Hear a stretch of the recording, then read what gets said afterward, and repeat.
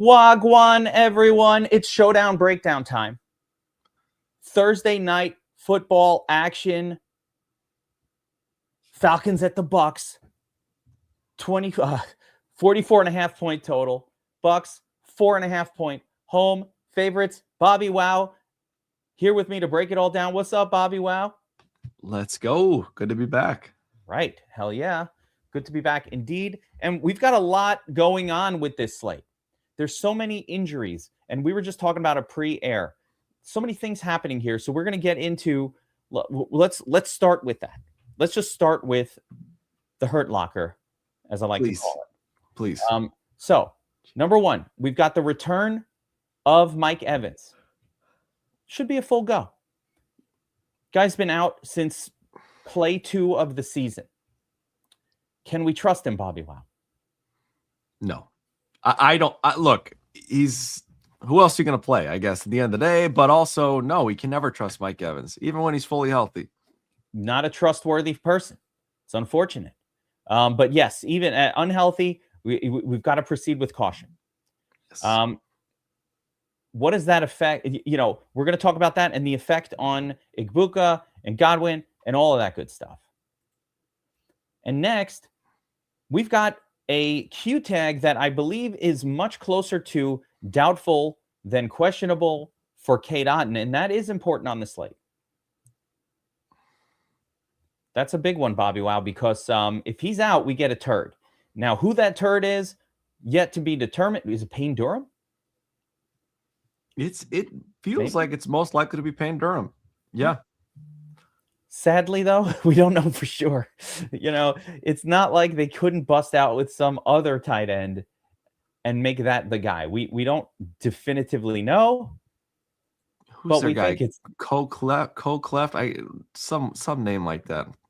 Yeah, it's Clef. What I can't even find these guys in the player pool, but it is going to be Culp. One of the, is the Devin Culp, the other guy. Yeah. See, there we go. What the heck is that? AFC Angelo's already on Devin Culp. So maybe it's Devin Culp and not Payne Durham. We don't know. I don't want to present confidence in that, Bobbywow. I don't know. And who they're going to throw to. I'm confident it will be Payne Durham, but I'm not confident he will produce a significantly better fantasy score than Devin Culp. That's there you go. So I would say both of those guys become reasonable turds in the slate. Drake London will not play, which introduces another turd. So that increases the goodness of Darnell Mooney a little bit. Although, Mooney, right, hasn't done that much this year. I believe the introductory turd. Well, we'll find out in the matchups tool. Actually, I don't want to, but I think it's David Sills. David Sills and Dylan Drummond. Oh, who? Wait. Oh my gosh. Did you say Dylan Drummond? Not to be confused with Andre Drummond. Oh my gosh. Dylan Drummond. Dylan Drummond? Who the fuck is that guy? Who the fuck is that? I don't even know who that is. I guess we'll see in a second here. We'll see. All right. Let's get into the matchups tool and just take a look at this game and try to get this figured out. So last week, London was out as well. He's been out for a while. So for Atlanta, we have a pretty good idea of what the usages are going to be. And, oh, yeah, you're right. Dylan Drummond, there he is. There he is popping. So let's start at the top. Wait, stop. So it's really been Kyle Pitts' season with Drake London out. There's no denying it. Kyle Pitts, 92% of the snaps, 33% target share last week. It's only Pitts. Never thought I'd hear you say that. I mean, what are you going to do? Listen, he's terrible when the team is whole, but if they're forced to throw to him, I guess it's okay. Do I want to make him my captain tonight? Probably not. But he's priced well, and it's going to be hard to ignore Kyle Pitts without Drake London in the game. It's going to be hard to ignore it. Obviously, at running back for the Falcons, it's the same split that we always see with Bijan and Algier And sadly, it's more likely to be Algier in the game at the goal line, although not definitively. Algier has way more red zone carries, goal line carries than Bijan does on the season. And he has more touchdowns than Bijan does as a rusher. So that dichotomy continues to plague us, but it doesn't really matter. Bijan still has a massive ceiling. Yeah, Bijan, great play. I will say of the backup running backs, Algier is the most intriguing to me. Well, I have an argument for the other side in a second, but yes, Algier, high intrigue. But I do have an argument for the other side. But again, let's take a look at last week's snap count. It was Mooney, Silsby, and Dylan Drummond. Silsby. There were four of them before he came along. He's the fifth. And weirdly, Dylan Drummond got the most targets last week out of this group. I think they're all turds, and I think they're all very sketchy turds, with Darnell Mooney having that, has won you a tournament in the past upside that the other two guys don't have. Yes. Yep. Yeah. Now again, they're cheap though, man. Both those turdly wide receivers are priced as if they're turds, and they're in the game and they're getting targets. So definitely two names that we still have to pay attention to on this slate. 100%. I mean, these are starting wide receivers in a game. Of course, we've all seen Kirk Cousins be like not very good. Oh, absolutely. Yeah. So, but limited. We've also seen this passing defense for the Bucs be absolutely atrocious. So cancel each other out a little bit. Something's got to give, right? Yes. Something has to give here. All right, let's jump over to the Bucs side of the ledger. And this is where I said I'm not so sure. Something happened with Bucky last week. He got banged up. They pulled him out of the game. Like, he didn't seem, something was up. Like, there was a long period of that game where he was just out. Then he came back later, finished it off, and there's no Q-Tech. There's no indication that there's anything wrong with Bucky Irving, but I don't know. They pulled him out of the game for a long period of time last week, and it was kind of weird and very different from what they did the week before.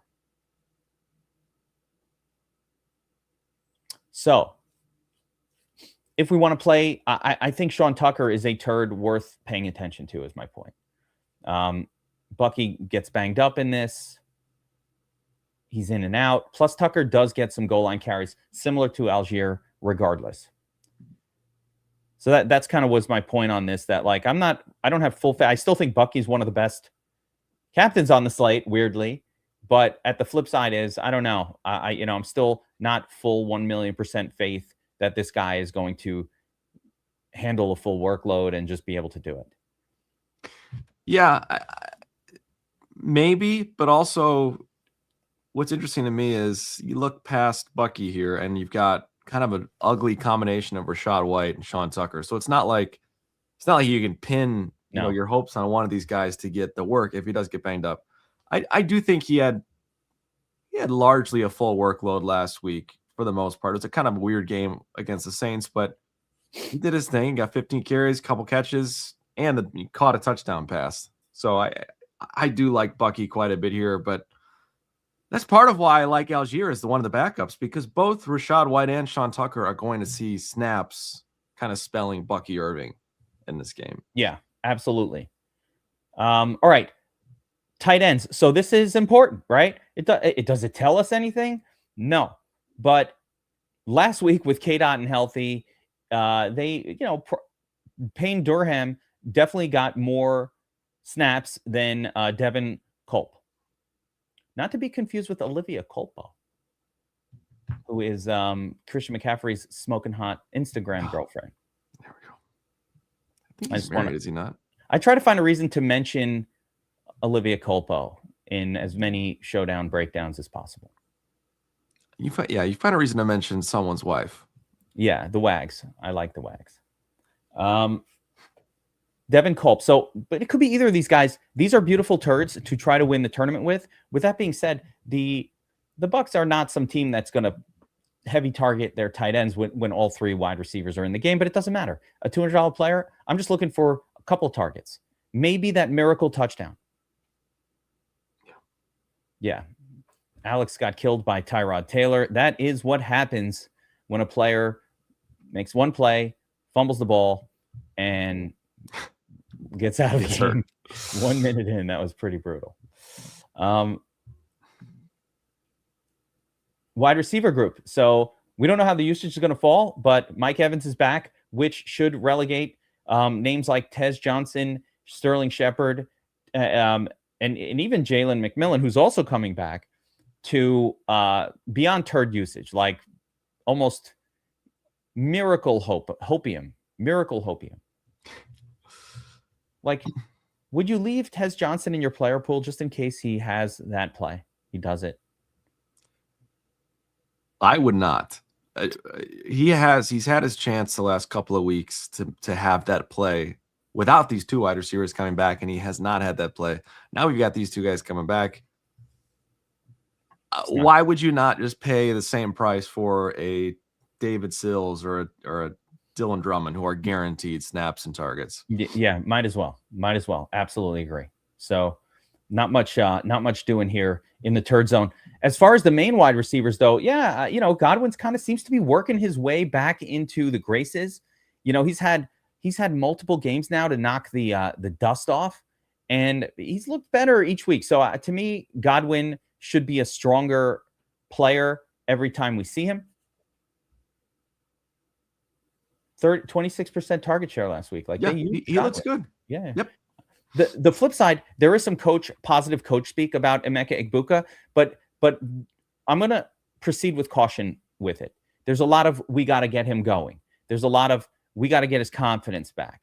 There's a lot of that. If you watch the game, Bobbywow, this guy got a massive target share. He was dropping everything. The head is all over the place. You could see him thinking. I'm not going to do my thing about wide receivers that drop passes, but Igbuka's been dropping passes, like a lot of drops. He'll be just fine. He's going to be fine. I think part of the issue, and I talked about this on Tournament Tactics last week, is Baker Mayfield is not right at all. Yeah. That injury is killing Baker, and it's killing this Bucs passing offense.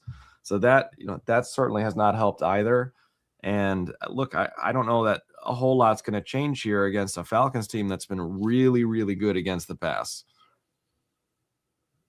Do you think that they have an elite CB1? I forget his name. Terrell Pryor? No? I believe that's an old Buckeyes quarterback. Yeah, I can't remember his name right now. AJ Terrell. AJ Terrell. Okay, I got it. I was on the right track.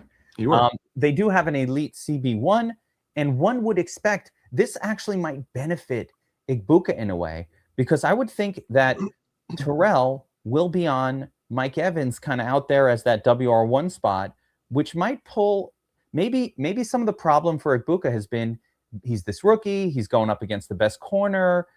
There's also a little bit of extra pressure on him. Hey, you're the only guy right now. So maybe the return of Mike Evans, maybe that relieves some of the pressure. I don't know. And he can catch a pass. Yeah, that wouldn't be shocking either. Yeah, AJ Terrell. Okay, so let's jump over to the Damanuch and take a look at the projected ownerships as of right now for tonight's slate. Specifically, we always like to look at captain ownerships, get a sense of what the people are doing. So, look at that. We do have some chalk, right? Bijan chalking it up, 33% captain. I don't know if that'll hold, but I get it. He's the sexiest play, but also, Bobbywow, there's a massive value to allow affordability for wherever the hell you want. This is not, to me, a slate where we're going to try to find some David Sills 4K player to fit in the studs at captain. No.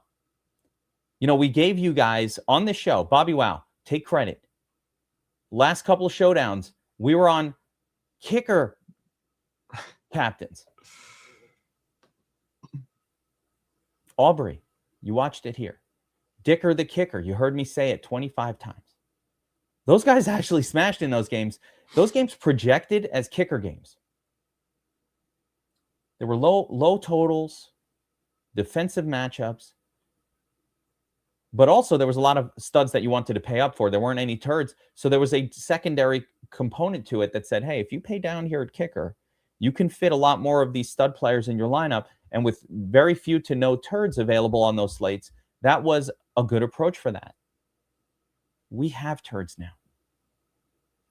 We don't need to do it. We could play the best guy at captain. So who's the best guy, Bobbywow? That's why you're here. That's a good question. I really do. I like Bucky Irving quite a bit tonight. I do think we see a game where Bucky gets leaned on, assuming he doesn't get hurt again. With Baker injured a little bit, banged up, I think Bucky kind of takes the reins back. So I really like Bucky Irving here. I think Bijan is solid. He's a solid play. Obviously, the concern with Algier is vulturing, and the Bucs are much better against the run than the pass. But I kind of like both running backs here. I'll throw in a little something extra to this. One of the things that we tend to forget when we're doing a showdown or a 2-game slate is that generally we don't like underdog running backs. Like, favored running back is better than underdog running. Burns would be in here screaming about this. If it were a main slate, sure. He'd be mumbling about it. Because it's Burns. He would never scream. But you get the idea. Yeah, it's a showdown, but favored running back is 9% captain, and underdog running back is 35%. I think there's something to that right there. Right, but again, Bijan too is not your run-of-the-mill running back either. Not to mention he projects like massively above everybody else on the slate. Let's not mistake this. This doesn't feel like a spot to use that metric. Yeah, he's massively better. And also, Bijan being a pass-catching running back does not follow the same rule of, favored running backs that, let's say, a non-pass-catching running back or a less likely to catch a pass running back would be. And I would say, looking at the Falcons' pass-catching group in general, with the injuries and all of that, how do they get through this game without throwing it a shit ton to Bijan? Yeah, and Pitts is going to be chalky, which I just have promised myself to never play chalky Pitts, but Pitts is in as good of a spot as he's ever been in. So he projects really well. He's still relatively cheap, and he's effectively the WR1 for the Falcons. Yeah. Oh, we can't ignore Pitts. The price is too inexpensive. I don't know if I like him as a captain. I think he's acceptable as a captain. He definitely is acceptable. Oh, yeah. Yeah. I think he's acceptable. I think 20 points is in the range of outcomes. But here's the crazy thing to me about Pitts at captain. He projects really well, number one, but number two, Godwin is $3K more. That's wild. He projects better than Godwin by quite a bit, but Godwin's $3K more as well. On top of that, Evans $4K more. He is so much cheaper and projecting better than all these guys. Way better. So yeah, he does stand out. He does stand out as a potential play. One guy I'm not in love with, I don't know, Baker Mayfield here. Is that captain worthy? He's been so mid. He's been so mid. No, to me, Baker's upside comes when he's running the football. And part of what we've seen, a lot of people say, oh, he's not injured in his right arm. Well, no, he's injured in his left shoulder, I believe. And part of the problem is he's not moving. Baker is at his best when he's moving around. He's making plays on the run. He's scrambling. He's running touchdowns in. He's favoring that left shoulder, and he's trying to avoid contact with it, which is really suppressing that upside. And again, that in conjunction with the Falcons' passing defense makes it a really tough sell when Baker's going to be 16-20% owned on the slate at captain. So I agree. Absolutely. We're going to get to some of these turds, but there are a pile of them that are going to be really good. So we're going to get into there's a pile of turds. It's like a moose walked by this slate. Bobbywow. Oh, jeebus. Because moose are really that's the biggest creature that might walk by your house and drop a turd. My house. Yeah. I had that happen once. I had to go out with a full-size bucket to scoop it up. It's not even like a normal thing. Shovel, like a snow shovel in a bucket. Those things are giant. They are massive. Have you seen one actually in person? No. They are like majestic. It's like a magical experience. Yeah. I have a lot of deer out back though. Normal size. Yeah. There you go. A lot of turds on the slate, guys. So we're going to have some fun with that. Certainly I'm getting it. But one turd I'm not going to be playing at captain is Kirk Cousins. That is not happening. Kirk Cousins has not been good. I mean, this is the worst, one of the worst quarterback sort of stat lines you might ever see.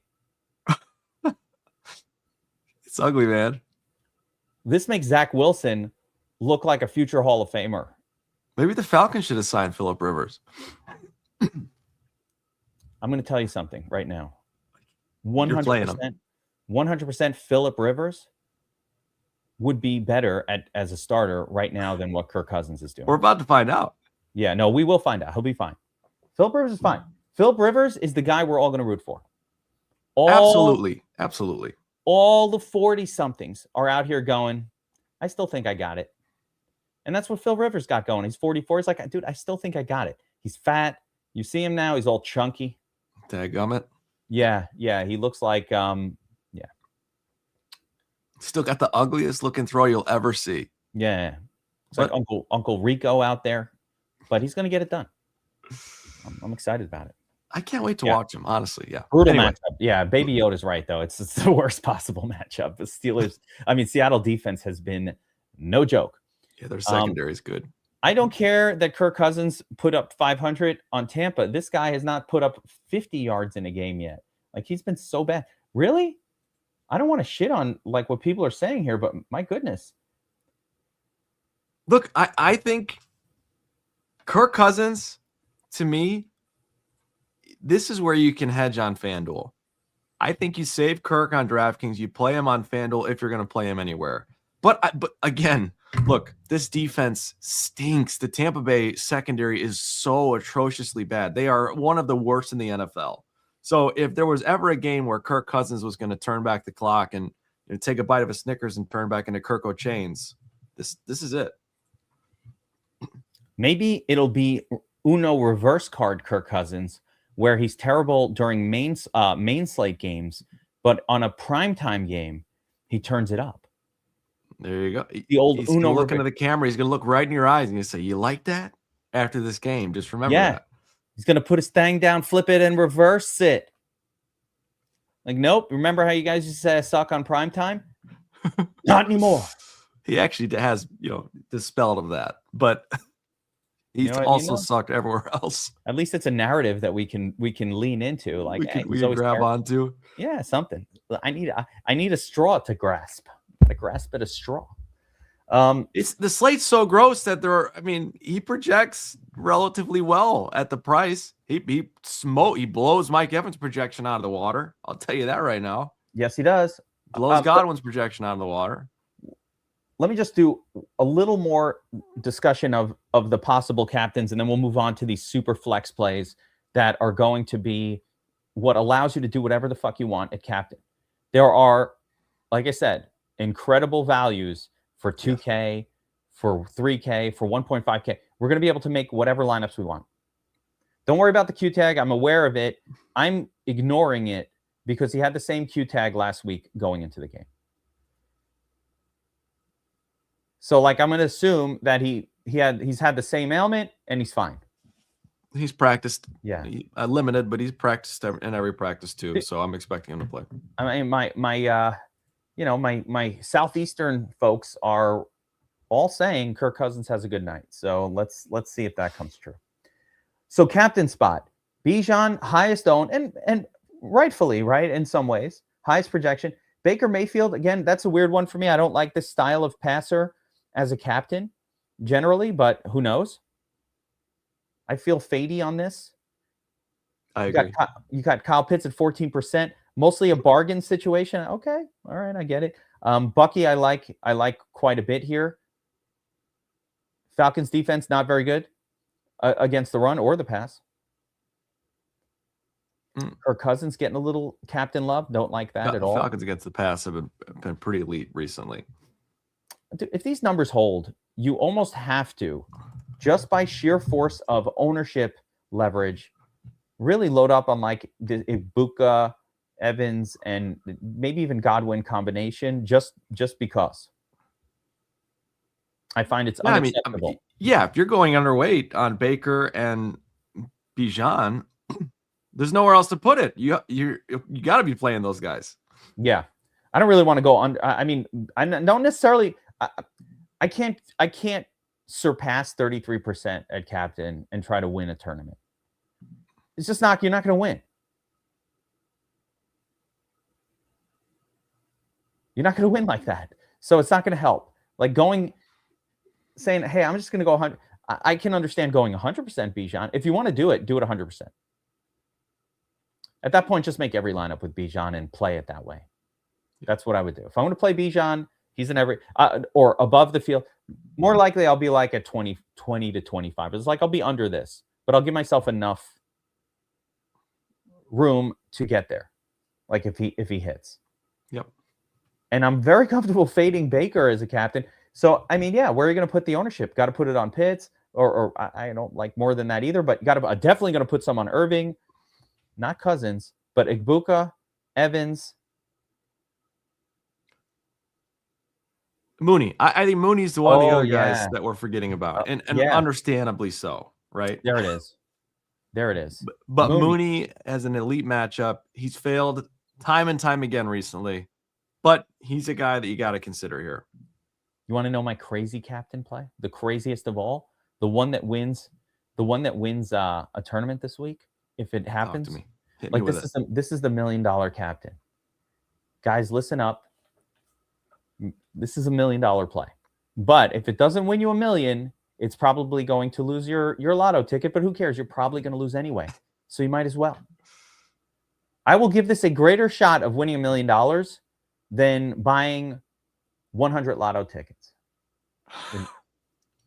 Is that too? That's not enough? How about then 1,000 lotto tickets? This play. Because what are the odds of winning with thousands? Like 0.01111. It's still pretty small. Hit us with it. Okay. Bucky Irving gets hurt early, knocked out of the game. Sean Tucker comes in, does Sean Tucker things, and ends up breaking the slate with a 20-plus point performance. You put him at captain, and you take all the monies. We had our Sean Tucker week. We need to let him go. Sometimes you gotta let him go at this point. No, this scenario requires a. I see Sean Tucker in the chat every week since then. Though that's fair, but I'm saying this one would require. This scenario requires an early full exit from the game for Bucky Irving. That's the listen. I said it was, and also the Bucs to score, and also Rachaad White to not vulture, and also for Sean Tucker to score. Can you imagine like 100 people who watch this all play that lineup, and then it happens? Well, there goes your $1 million. Yeah, at that point now we're all competing with each other, and there's no Millie. He did score last week, but he scored like 8 points. Yeah, well, he lucked into a touchdown. Right. Into a touchdown. Actually, they played a lot more Rachaad White last week. Yes, that's what I'm saying. Yeah, they played a lot. But no, I know he scored last week, but that was because Bucky and Tucker do the same sort of thing. But didn't you just say Tucker, Bucky went out? So wouldn't Tucker have? Did he go out? I'm not sure what the hell happened. I'm telling you, I was watching the game. I thought you told me. I don't know. I didn't feel like anything significant happened. He was out of the game for a long period of time and then just came back in. I don't know if that happened because just the coach was rotating backs or he was banged up. I don't know. I don't know what happened. Hey, but look, I'm your gummy play. I'm not going to go crazy on it. I think as a flex, he's an option. Really tough sell. It's as long of a shot. I'm telling everyone you don't play the turds of captains tonight. Just that one. No, that's not about. Listen, we're not talking about a serious way to attack the slate. I'm just talking about an insane scenario that probably has more than a 0.1% chance of happening. I would get. That's what I'm saying. I literally chanced this at like sub 0.01%. I mean, how much more cautious do I need to be about something? That's fair. That's fair. Okay. So we decided on Bijan, Pitts, Bucs wide receivers and Mooney. And Mooney finally and has Irving. a game worth NFL consideration for the first time in years. Yes. And Irving too. And Bucky, of course. I don't know if I said I like Bucky quite a bit. The owned captains that I kind of like am less excited about are going to be Baker, Cousins. No one else is really owned. So, I mean, Dylan Drummond and all this crap down here, I'm not doing that. So let me ask you one more question then, while we're on the ownership thing. As good as Bijan is, do you feel comfortable ever playing someone who's going to be 30 to 40% owned a captain? No. To me, you don't win doing that. So that's the way to not win a showdown. You could be right. See, here's the thing that people need to understand. Because I've played at this point in hundreds and hundreds and hundreds of these. Thousands of DFS contests, for being real.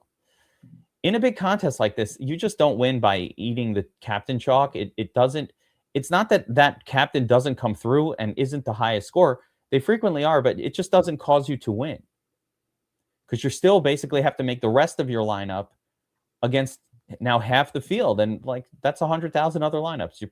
You're not gaining much advantage at all. You need to find some other place in that lineup to gain edge, some other low-owned spot. Like you could play Bucky. I'm sorry. You could play Bijan and he smashes, and of course somebody's going to win. But in order to differentiate, what is the other spot? Is it pain? There are some spots we can get a little, like I said, we can get a little creative with those tight ends and those backup wide receivers. But let's take a look. All right, let's jump over to Flex here, and I want to get a look at ownerships, especially on the turd area. So, yeah, Kyle Pitts, Baker, Bijan, Kirk Cousins, exactly who you'd expect. Running backs, quarterbacks, and then Pitts, who is the best value of like those position players. Yeah, Pitts is the best hybrid value on the slate. Yeah. Now, continue down the list in the turd number one. I don't even know if we're going to call these guys turds. He's turd priced. Dylan Drummond gets a 5.11 prop projection, 25% ownership, 2K salary. Very inexpensive.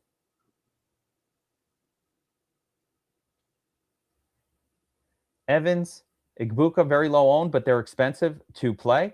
Same with Godwin. So they basically priced all three Bucs wide receivers in an area that make them all uncomfortable plays, which is holding all of their ownership down. But I do think that is how you try to win this. Get this question right. For some reason, Bobbywow, I'm leaning Igbuka again, and I don't know why. I'm 100% bought into the Igbuka narrative here. That maybe Evans opens things up a little bit, and Igbuka can step back into that role where he was flourishing at the beginning of the season. He wasn't asked to do everything in the offense. Yeah. He was asked to do his thing. Absolutely. I'm sketched out by Baker's injury still. He really has not looked the same, but he doesn't necessarily need to be elite Baker for Igbuka to score well. So I'm fully bought into Igbuka. If I'm picking one wide receiver on the Bucs, it's Igbuka. There we go. I like it. Now I'm just looking at these kickers to make sure nobody's got a Q tag on them. So yeah, both the kickers are certainly fine. Zane Gonzalez and Chase McLaughlin, perfectly solid plays. I'm seeing Zane getting a no props projection. That's kind of weird. So the other turds, we've got Dylan Drummond with a 5.1 at 2K. The other guy is David Sills. He's 3K, 5.2. So they project about the same play, and the ownership's about the same, 25, 22. So they're both going to be owned at a reasonable level. Other turds, Tyler Algier. You never know when he's going to do his 2-touchdown thing, or Algier absolutely comes through plenty. Absolutely. And then this is the area where I think we could probably get really different. It's this. I don't think Durham would be very. He's going to be probably 15-20% owned, I would guess. Right now, he's projecting at 12. You think once like information floats out there that Otten is going to be out, this number will increase? Because he's not even priced like a TE2. He's priced like a TE3. Because he's $600. I mean, that's insane. If he gets a 3.9 for 600, that's already enough. He's automatic. Yeah, he's basically locked in. Or should be. I mean, not 100% because there are other turds all over the slate, but like that is a perfectly good score for that price point. And Just then needs a couple catches. Yeah. Yeah. And then if you want to get really crazy, that's where you go down to Devin Culp, unowned, tight end. We don't really know if it's going to be Durham. They might think Durham is a blocker. They might think Culp, maybe Culp is a blocker. I don't know. But these are the two guys that, to me, could make a difference on the slate if we need the salary. Durham, Culp. Yeah, just have some perspective. Like anytime that the tight end, the TE2 is min price, that's a guy we always punt on in showdowns because time and time again, the TE2 falls into the end zone. So this is no different here with Devin Culp. But now he'll be on the field for 70, 80% of the snaps. And like I said, the TE2 being Culp, so great. Between Durham and Culp, you're probably you have a reasonably high chance of breaking the slate if you play a lot of them and it works. That doesn't mean I'm going to put him as a captain. Let's not go crazy. Definitely not. All right, that's all the captains and that's all the turds. All right, let's get into it. Let's build a lineup over here, Bobbywow, based on what we just discussed. So, obviously, Bijan is the chalk. Let's go Igbuka. Want to go with Mecca here? Yeah. Okay. Now, again, if I'm building a cash lineup, it's going to be Bijan up here. So you want to start with? Do you want to build a cashy lineup then first? We'll do kind of a cashy approach, right? All right. So we put in Bijan. I want to get Bucky. I want to get Baker. Interesting. Right? Or no? Interesting. Cash game? Yeah, you got to play all those guys. Culp and Durham in the same lineup. Why do you always take it too far, Steve? No, one or the other. I like the thought. I like the thought. It's too much. You just don't need that much savings. That's why. Yeah, it's too much. Too much. It's too much. I'm probably putting Durham in the lineup. Just take the freebie. 6,200. So from here, now you make a fun decision. We can go Pitts. Drum. You got to go Pitts. Yeah, Pitts needs to be in your cash lineup. That's a lock button. Okay. Leave 6K. Yeah. Throw the kicker in there. Call it a day. Zane or McLaughlin. This to me is kind of a you know what you could do instead of paying Durham? Here now you can get to Drum Dog.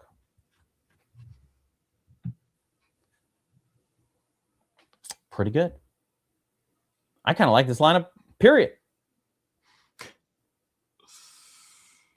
I like it. No, we're not doing that. We can't keep going back to the same thing. We've already done 2 slates in a row, multiple slates in a row with kicker captains. We can't keep going back. But to the chat's point, it's viable. You know, it's viable. It's certainly viable. Could be that, but I don't. Injured Baker and the ghost of Kirk Cousins just could get ugly. It is also an island game, and you know what happens on the island. The Island Boys. Yeah, just trying to make it. Trying to make it, man. I get it. I can relate. You can relate to that. Just a couple guys trying to make it. I like this lineup for cash, this kind of approach. Not that we're not, giving out cash lineups, but this kind of approach seems like what to do. The weird thing about this to be a cash lineup is leaving Kirk Cousins off.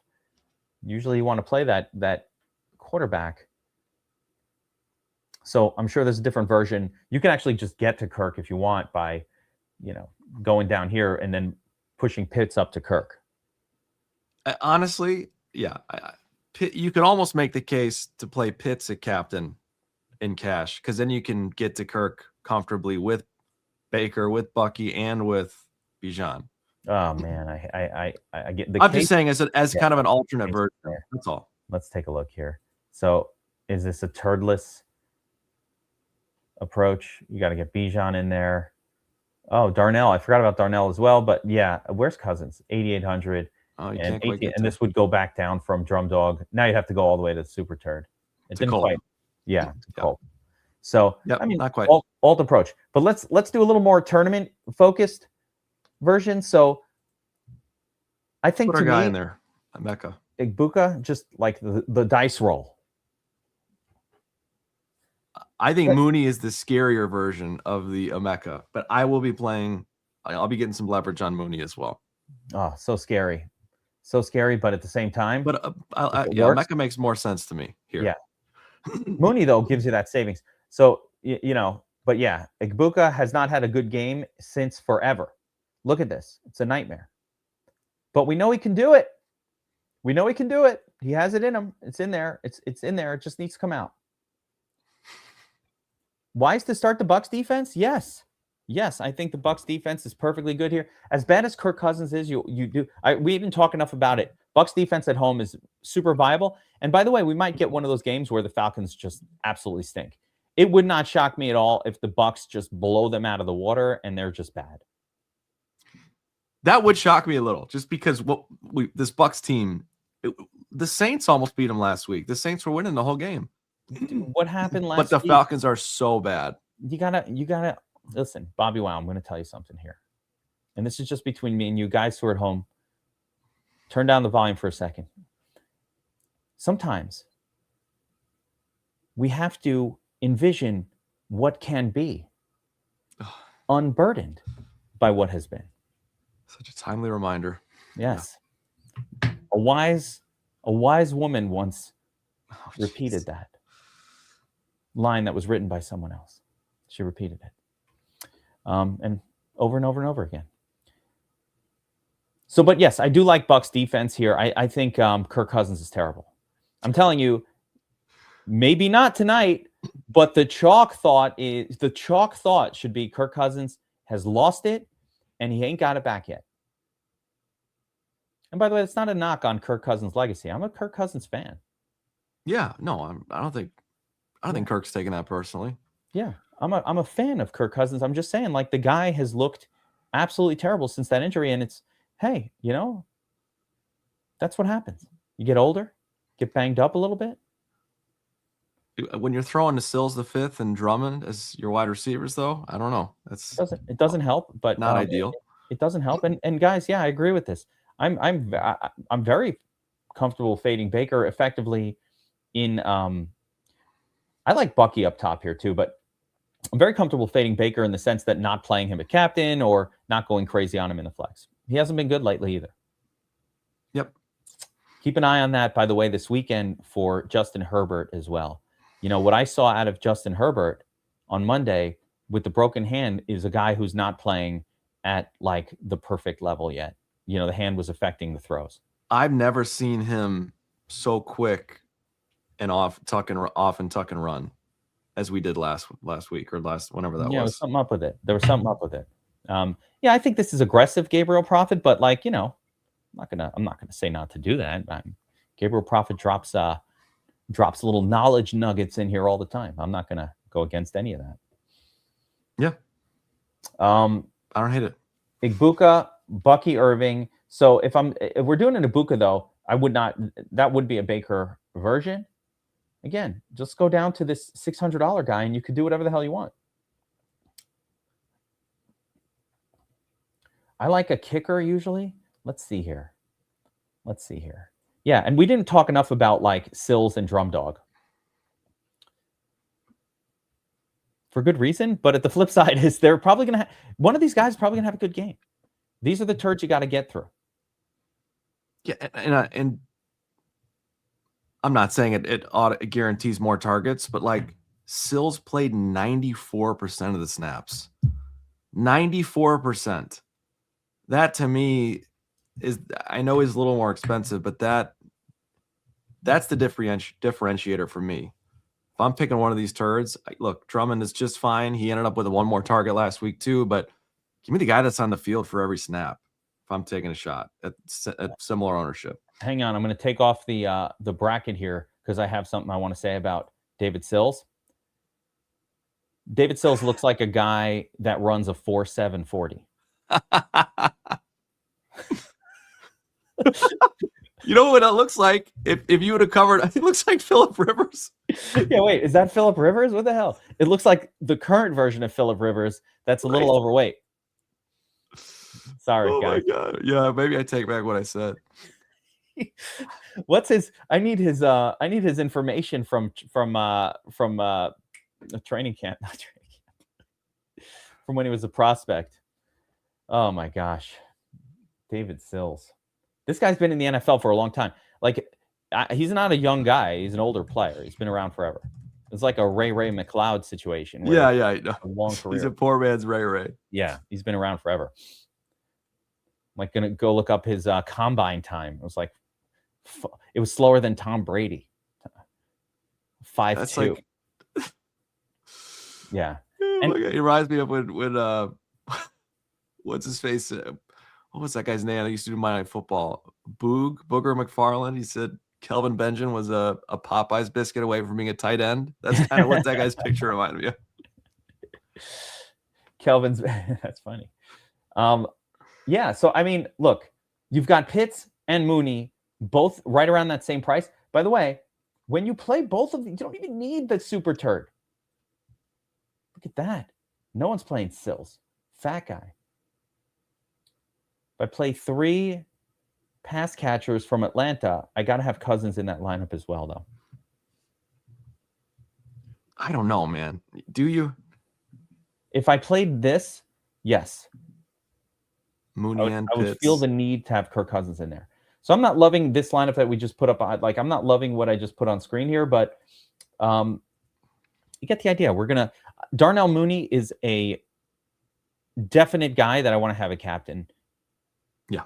A little bit. Like, he can break the slate. He's the ultimate contrarian kind of MME captain to me.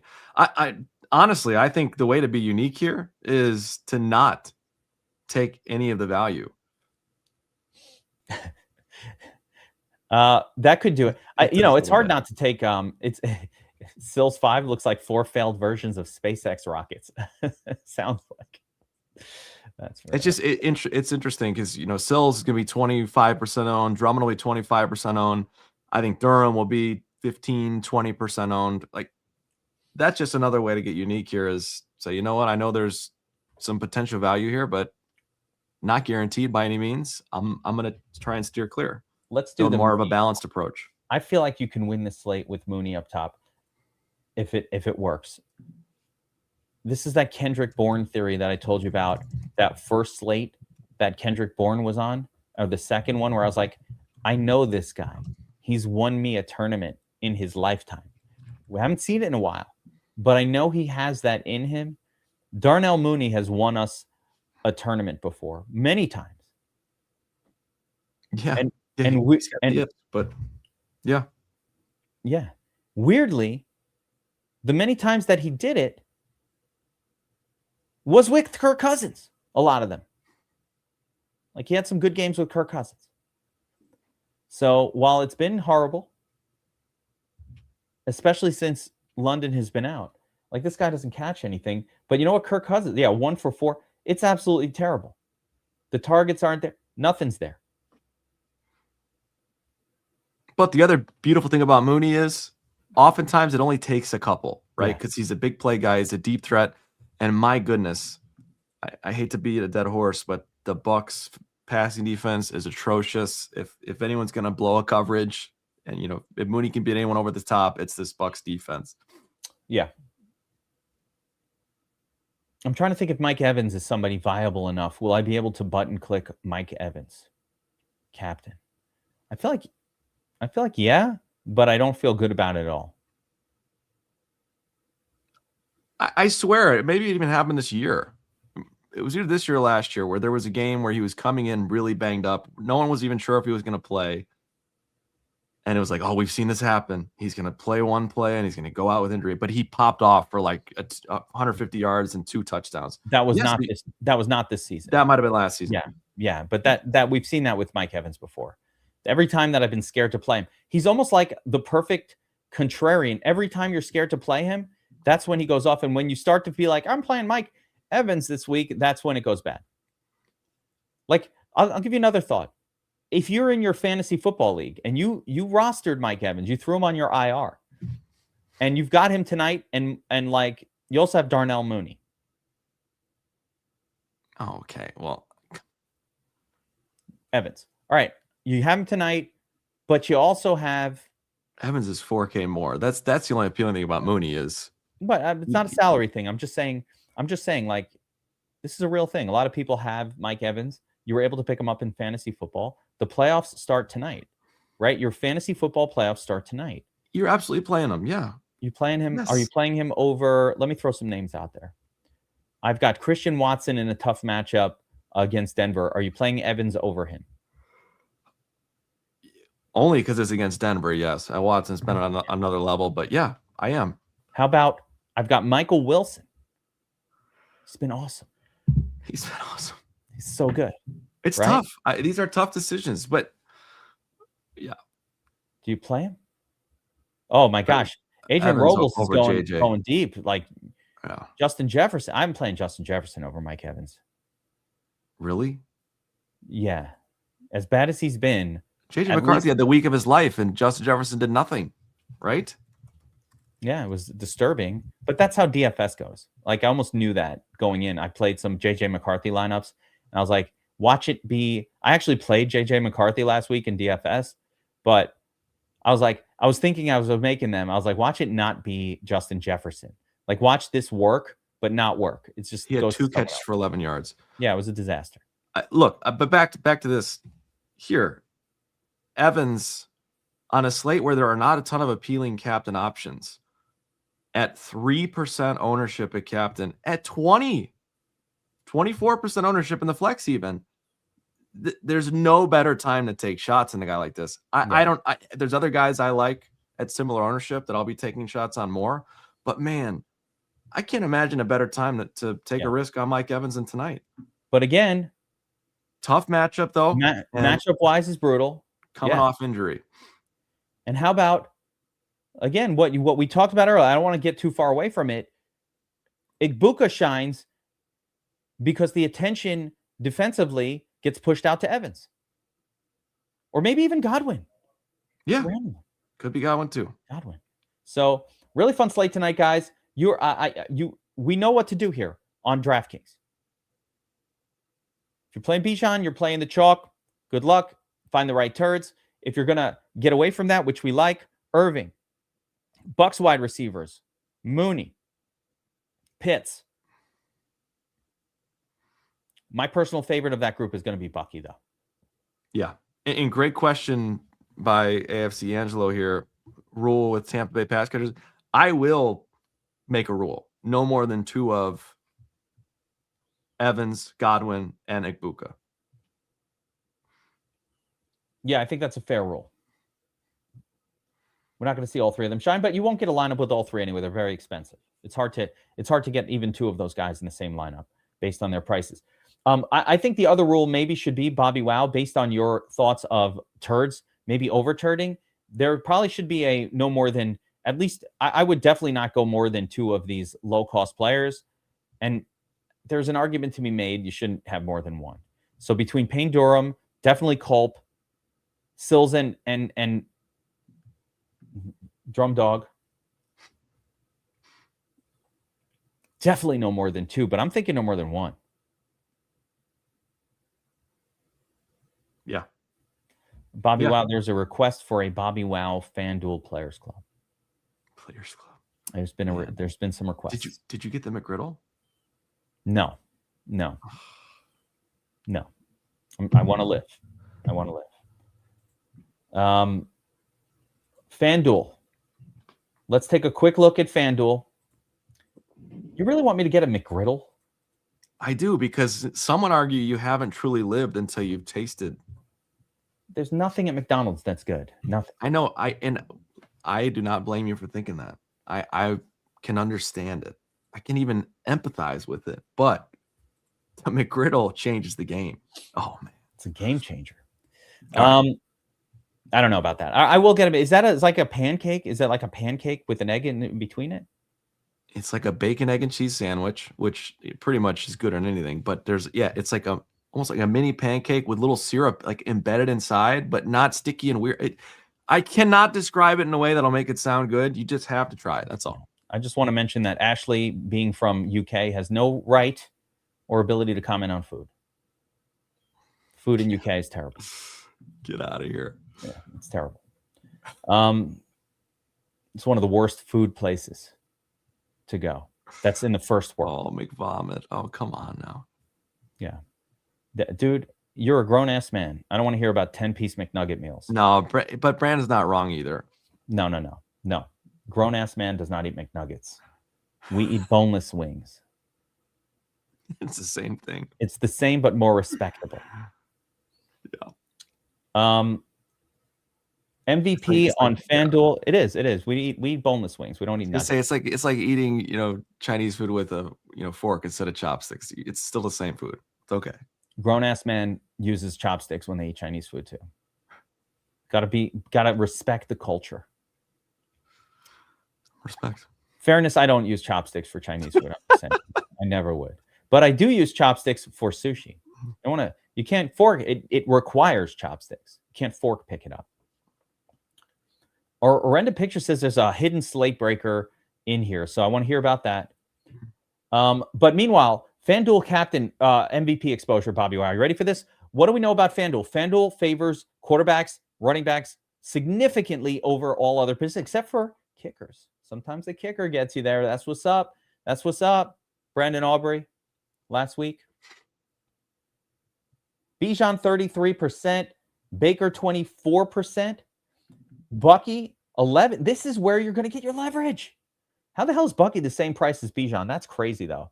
Like Bijan has 8 more points on his projection than Bucky for the same price. So it is absolutely just ownership, leverage, and nothing else. Yeah, and I feel the same way about Kirk. I mentioned it up top. This is a great spot if you're going to play no Kirk on DraftKings. Hop over, play the 5 center on FanDuel, and get yourself some leverage on Kirk Cousins, who's way cheaper than these 3 guys. Yeah, you can leverage Kirk Cousins for a cheaper price. I should have opened FanDuel before this. I completely forgot about FanDuel. On a website that features quarterbacks, that favors quarterbacks and running backs. That's a great spot to get some Kirk exposure, who's still sub 10% ownership. Very doable, very playable, and you get a price discount that could help. Are there any other viable captains on FanDuel for you? MVP? Yeah, I think so, just because the pricing makes a difference here. You're going to want to at least 2 of Bijan, Bucky, and Baker in your lineup, right? Probably. Potentially all 3. Yes. But at least 2 of them. And to do that, you have to pay down at MVP. You have no choice, really. Unless you play Payne Durham, and then you could do whatever you want. Look, Payne Durham's prop went up. No. This is captain. I was like, holy shit, it's higher now. Yeah, if you play Payne Durham, you don't need to do that. Watch this. That's true. That's true. Yeah. But again, I wouldn't be so sold on the Payne Durham value. But yeah, it's true. If you do play him, he frees everything up. Done. Look at that. 7K left. Look at that. By the way, Godwin, so FanDuel prices these players more correctly. If you're ever trying to figure out where should these guys be priced, FanDuel does a better job of figuring that out. So they have Evans clearly as kind of the top guy. Igbuka, a little bit less. Godwin, a little bit below. Pitts priced right near these guys, and that should give you the sign that DraftKings mispriced it. Because here, Pitts is just slightly below Igbuka and Godwin. On FanDuel, on DraftKings, Pitts is 6K. These guys are 9, so a massive difference. From here, let's see here, 7K left. We've already got a super turd in the lineup. By the way, which can be replaced by Sills, or look how much more expensive Sills is. 6,400. Dylan Drumdog, 4,800. Tucker. Ooh, touchdown Tucker. I like him. So FanDuel, another thing. Instead of playing even a Payne Durham, this is where Sean Tucker might be an interesting play, because this guy will get in the game at the goal line. They do use him as a goal line smasher on occasion. So I don't mind something like that in your flex, even with Bucky in the same lineup, or certainly if it's without. And then you could do whatever you want with the last spot. Kind of gives a lot of options here. Wouldn't mind getting up to here, but would need to get a little more turdly. The other option is play Tucker, and then instead of going with the super turd in Payne Durham, just kind of go kickers or defense. I like Bucs defense here.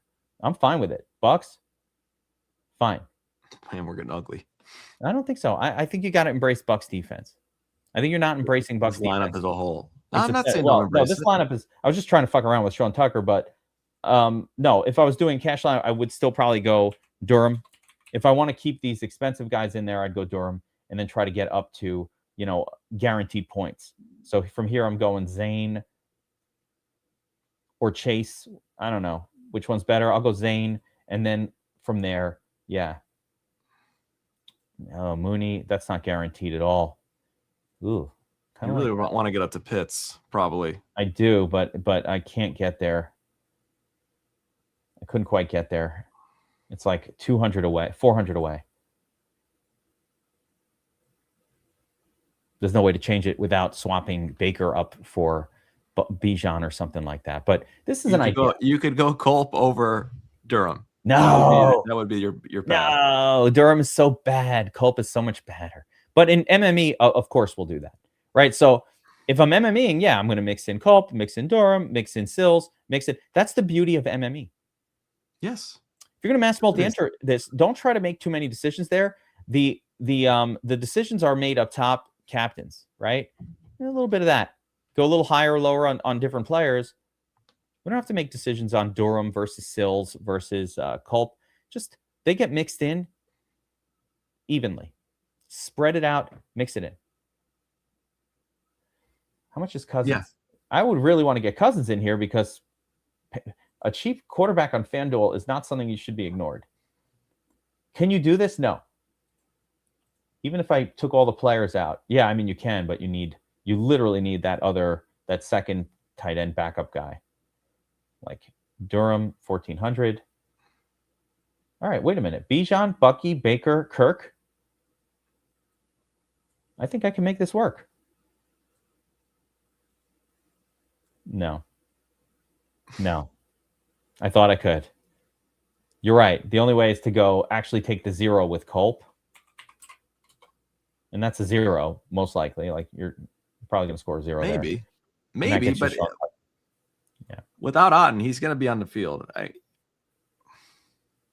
Still I don't gross. Like no doubt I don't about it. Having him and Tucker in the same lineup is vile. But the idea, what we try to do here, listen, I'm not trying to hand out a lineup to people to play. If I was doing exactly, yeah, but it's just a list of the names here that you're going to want to try to get in your lineup. Like, how do you make it work? Yeah, you don't play Bijan up top. You play one of these other guys up top. So if I went away from Bijan captain and said, all right, I'm going to play, Baker instead, that's going to add a little bit of affordability.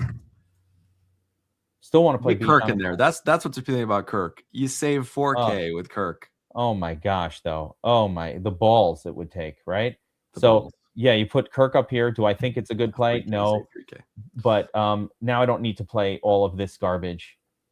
Now we can figure some other approach. So you get Kirk, Bucky, Bijan. Gotta get Baker. And you still have to play a lot of trash to make it work. Durham. Let's see what happens when I put Durham in this one. 1,400. Oh, wait a second. All right. It's not that much better, but this is like a Dylan Drummond, Sean Tucker finish. So still not that much better. I'd feel a lot better if I got to Zane. As a matter of fact, I think another way to go would just be, just got to find a way to get, you really just can't play all these guys together. Just for perspective, we talk so much crap about Kirk Cousins and how bad he's been. I want you to just pull up Baker's stat line. Look at his last 4. It's not been that much better. 12, 14, 5, 17. Yeah. That's just as atrocious. I mean, it's not just as, but it's not been good. He's had a rough go. He's had a rough go as well. Maybe fading these quarterbacks is acceptable. Yeah. How would you, there's a turd rule, Brandon Clegg, that we do in the Dom station. I'm actually going to show you how to do it, but it's here under player groupings, and you're going to go stack between 0 and 1, and you're just going to name the turds. Durham. You're going to put these names in here. Culp. Who are the turds? I mean, are we calling Sills and do we consider Sills this level of a turd? Any other names here that I forgot, Bobbywow? That's probably what I would go with. Yeah. You make that rule. Just no more than one in all lineups. You're done.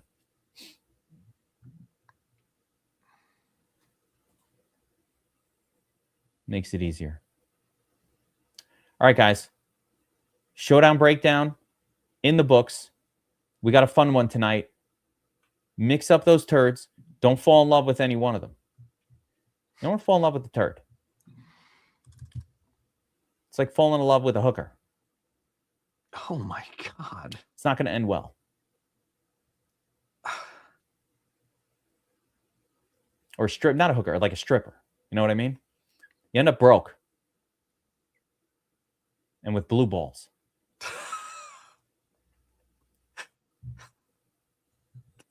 I'm not speaking from personal experience. I've just seen it. I was going to say, I almost felt some pain in your voice there. That was... No, not personal experience. No interest in that. But I will tell you that I laugh at dudes who do this. But I did see some like OnlyFans girl talking about like she had one client that gave her like $6 million. Lord have mercy. There was also this guy. It was like a Hawaiian guy. And he like got like he inherited like a pineapple fortune from his family, and then proceeded to go to Vegas and play the most expensive slot machines, like the special slot machine, and he blew like $400 million. Like he blew his family fortune on expensive slot machines. Oh God. Yeah, I'll play million. Yeah, I'll play the. There's a whole documentary about this guy. Like it's crazy. He's like, I don't know. Yeah, I had fun. It's like fucking, hundreds of millions on slot machine. You can't even pay me to play a slot machine. It's not fun. No. Anyway, all right, that's going to do it. Showdown breakdown. What a somber way to end. I mean, I've got like it's this guy. I'll show you who he is afterwards. It's this dude. He lost all of it on slot. I'm like, what the fuck? What is he, crazy? Mental illness. No, don't feel bad. Don't pull slots, play DFS. I also had a friend who fell in love with a stripper, and I was like, dude, what the fuck are you doing? What are you, stupid? She don't like you. She just wants your money. I tried. Love is love, man. I tried. Love is love. No. I was like, dude, what are you doing? Oh no, she likes me. This ain't no Richard. You're not Richard Gere. It's not Julia Roberts. What the hell are you doing? It's like Tyrion. Lannister. There you go. Yeah, there you go. Game of Thrones. Like, what are you doing? 5 seconds later, she's in bed with your dad. Like, take it easy, buddy. Christ. All right. All right, guys. That's going to do it for the Showdown Breakdown. NFL Week 15 Thursday Night Football edition. This is going to be a fun one. We got a big main slate coming up. Tournament Tactics is right here on this channel. DFS Army. Friday, 5 p.m. sharp. I'm still trying to get a handle on the main slate. It's a lot. There's a lot going on the main slate, Bobbywow. Still getting a handle on it. Not even ready. We got the Ice Bowl in Chicago. We've got fantasy football playoffs starting up. Best ball playoff. Everything is happening. All the things. So many things. Big weekend. Good luck to everybody. Starting tonight in your fantasy football playoffs. Hopefully you're smashing it. For those of you who hung with me during Draft-A-Palooza all offseason long, which is what we do here on DFS Army in the offseason, NFL never ends. Good luck on all your playoff teams across DraftKings and Underdog for the best ball. I got 7 teams in out of 20 on DraftKings. Pretty good numbers. Nothing crazy, but pretty good. A couple of them look pretty good. You know what my secret is on DraftKings this year? Why? There's one consistent across all my DraftKings teams that made it, Bobby. Wow, you know what it is? You're never going to believe it. Talk to me. It's Dart. It's Jackson Dart. Somehow I was taking him at the end of all these these drafts because I was like, these players suck on the last round, and I was taking Dart. It's Jackson Dart. I chose Jackson Dart, and that helped me make the playoffs in a bunch of those teams. So, that was before the Dart fever happened. It was preseason. We didn't know he was going to play. But I knew he was going to play because I know Russell Wilson sucks. See? You were patient zero. Yeah, you see how that goes? Dart fever. I knew it was coming. Playing dart this weekend on Sunday as well. If you don't play any other quarterback, it's dart. You just need one. Woody Marks is cool too. And Javante. That's right. Oh, Ray Zanny. Freaking guys, we're here for Draftapalooza. By the way, upcoming next week, Ray Zanny will be joining me Yes. to talk best ball playoffs. We're going to have a couple of shows. Still haven't worked it all out, but we got the super stud himself That's to going to help be get it all cleared out. Ray Zanny's got one of the highest advance rates this year in underdog as well. So on the 150, that's how you judge people, except there's one guy who thinks when you get a lot in, it's bad. There's somebody out there. But for the most part, when you get a lot of lineups in there, that's good. Stafford Puka. Yeah, I like that too. Salary min-max, don't mess with that. Do not mess with this. Never use a forced min. And I say don't fuck with it. Yeah, agreed. Yeah, I say don't fuck with it. 49 in, 17 with no JT. By the way, I was talking to my other friend Sislowski on this. The no JT lineups are at a massive advantage. JT transformed from a beautiful princess into a pumpkin as soon as Danny Dimes got hurt. It's not a good scene. Although Phil Rivers might resurrect it, but it's more likely that Phil Rivers is going to be out there looking like Uncle Rico. Philip might have the missing slipper. He don't have it, man. He does You not don't think have so? it. Okay. No. Worth a shot. He had enough kids. I thought maybe one of the kids had one. Okay. If I had all of my little media little clips here, there's one of from Braveheart of the king who shows up and the prince, his son, his effeminate son, has his advisor Philip in there. And the king's like, who the fuck is this guy? And he's like, he's my advisor. He's Philip. Oh, really? He says, what do you think we should do? And then he just tosses him out the fucking castle window 1,000 feet down. One of my favorite scenes in any movie that I've ever watched. Guys, if you want to enjoy a scene in a movie, go look up the king tosses Philip out the window from Braveheart. You will thank me for that. I watch it all the time, even now. I love it. Yeah, I go back to that clip a lot, and I just watch it and I chuckle. It makes me chuckle, and I've seen it thousands of times. Yeah, it makes me chuckle.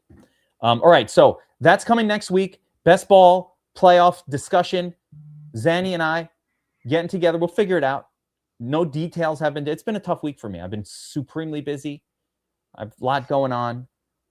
Pushing it to next week, but we're going to get back in the game next week. It was also a little too soon. Playoff, I think you're crazy. I need to know who's going to be in the playoffs before I start making those lineups. So we're going to do some predictions. We're going to talk about it as well. Good luck tonight, guys. Let's take down another showdown. Showdown, breakdown, showdown. We've been crushing these. Bobbywow, it's been ridiculous. The last two have been absolutely absurd with the kickers. Yes. So, it's been so good. Yeah, and everybody won. Everybody won doing that. Like all our guys, everybody won doing that approach. I got yelled at. Somebody's like, I didn't watch the showdown breakdown. I didn't know about it. And I'm like, you got to watch the shot. What do you want from me? We do it. It's out here. You don't have to watch it live. Come watch after. Ask us in the chat. Guys, if you want to check out DFS Army, of course, we want you as part of our team, as part of our crew, a community. DFS Army at this point is like, it's basically my friends. It's my crew. I feel like we've all become like a little family. But there's always room for more. Promo code Geek, 10% off, VIP at DFS Army. Get in there. Good luck tonight, everybody. Helmets up.